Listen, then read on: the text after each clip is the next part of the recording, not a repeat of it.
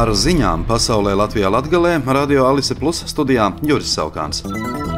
Vācijā bāzētais Ķīles Pasaules ekonomikas institūts šodien paziņoja, ka Ukrainas sabiedrotie ir ievērojami samazinājuši solījumus piegādāt jaunu palīdzību Ukrainai. No šā gada augusta līdz oktobrim Ukrainai apsolītā jaunā militārā, finansiālā un humānā palīdzība ir samazinājusies par gandrīz 90% salīdzinājumā ar to pašu periodu pērn, un ir sasniegts zemākais līmenis kopš kara sākuma 2022. Gada februārī. No 42 valstīm, kuras tika aplūkotas pētījumā, tikai 20 valstis pēdējo 3 mēnešu laikā piešķīra Ukrainai jaunu palīdzību. Ņemot vērā neskaidrību par turpmāko ASV palīdzību, Ukrainai atliek tikai cerēt, ka Eiropas Savienība beidzot pieņems sen izsludināto 50 miljārdu eiro atbalsta paketi. Tā teikts pētījumā, piebilstot, ka jebkura turpmāka kavēšanās nepārprotami stiprinātu Krievijas pozīcijas.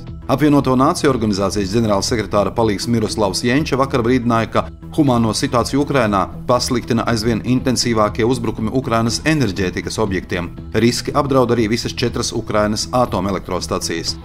Protams, jāņem vērā iespēja, ka pirms martā Krievijā gaidāmajām prezidenta vēlēšanām Ukrainai ir jābūt gatavai apjomīgam uzbrukumam vai visā frontes līnijā vai kādos konkrētākos frontes posmos.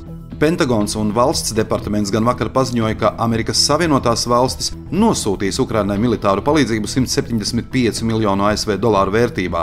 Tās būs gan vadāmās raķetes HIMARS, gan pretbruņu sistēmas un cits bruņojums, taču, kā paziņoja ASV valsts sekretārs Antonijs Blinkens, ja kongress neapstiprinās papildu finansējumu, tad šī būšot viena no pēdējām drošības atbalsta paketēm Ukrainai.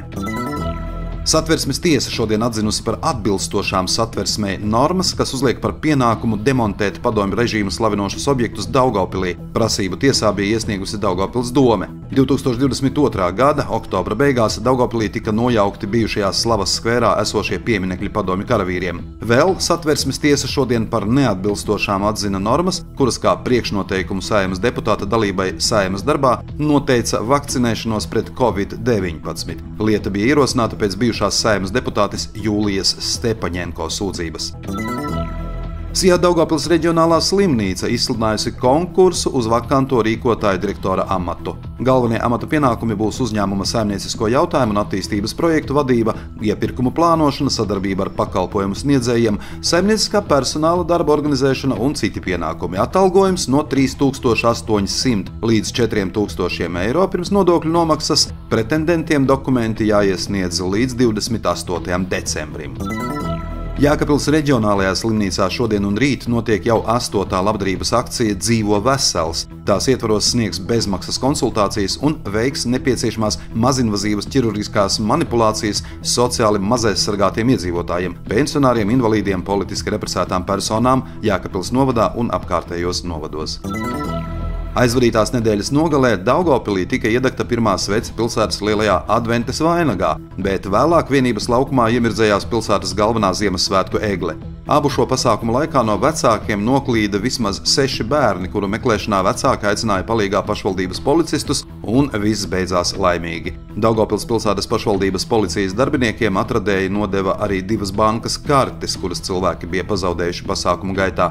Daugavpils pilsētas pašvaldības policija brīdina, ka bērnu pazušana ziemas vakarā ir īpaši bīstama, jo ilgstoša atrašanās ārā augstā laikā var radīt nopietnas veselības problēmas. Bez tam jāpaturprātā, ka vecāki ir atbildīgi par bērnu pieskatīšanu. Par 7 gadu vecumu nesasnieguša bērna atstāšanu bez uzraudzības, ja to izdarījusi persona, kur ir atbildīga par bērnu uzraudzību, paredzēts arī sods, brīdinājums vai naudas sods līdz 42 naudas soda vienībām, tie ir 210 eiro.